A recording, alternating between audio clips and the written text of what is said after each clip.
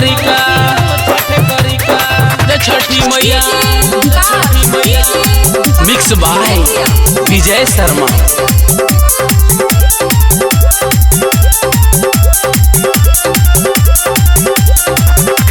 चढ़त कतिकावा तू बाहर से आवा, छठ के सामान चल के सगर किनावा, छठ के सामान चल के सगर किनावा। चढ़त कतिकावा तू बाहर से आवा, छठ के सामान चल के सगर किनावा। नहीं तू हमरा के कर परसन हो, छठी माई के धैनी ध्यान हो। सभे आई गइल देवरो, अब तू ना वैबा का। ए अंकल पराका ना लेबो का। भतीजा तोर माइयो छठ करिका, तोर मौसियो छठ करिका। भतीजा तोर माइयो छठ करिका, तोर मौसियो छठ करिका।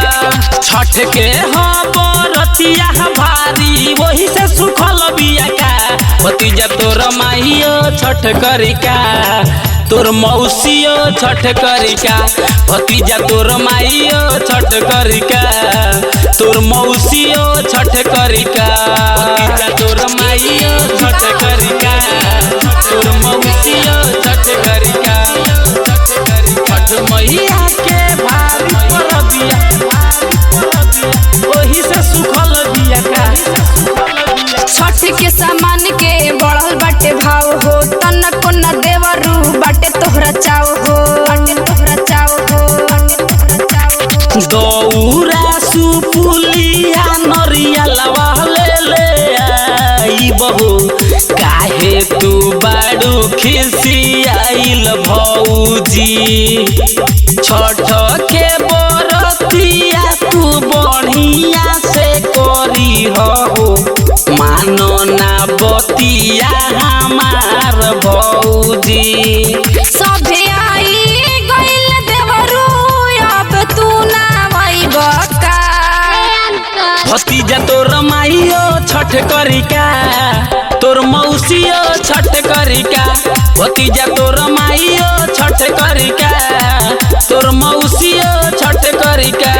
छठ के बरतिया भारी, वही से सुखल बिया का। भतीजा तोर माइयो छठ करिका, तोर मौसियो छठ करिका। भतीजा तोर माइयो छठ करिका, तोर मौसियो छठ करिका। भतीजा तोर माइयो छठ करिका, तोर मौसियो छठ करिका। छठ मैया के भारी परबिया, वही से सुखल बिया का। राइटर दिनेश से दौरा लेके गइले माथ पर, विजय शर्मा के गाना बाजा ताटे घाट पर, राजा ताटे घाट पर, राजा ताटे घाट पर। छठ के बरतिया तू कर तू तो सुन हो, अन्न धन से घर भर जाई भौजी। माई के पूजा नावा जे मानावा से करी है हो, खुशी के कोहियो ना होई कमी। काहे कइले बाड़ा देवरू अपन टाइम बर्बाद। ए अंकल रे भतीजावा भतीजावा, भतीजा तोर माइयो छठ करिका, तोर मौसियो छठ करिका। भतीजा तोर माइयो छठ करिका, तोर मौसियो छठ करिका।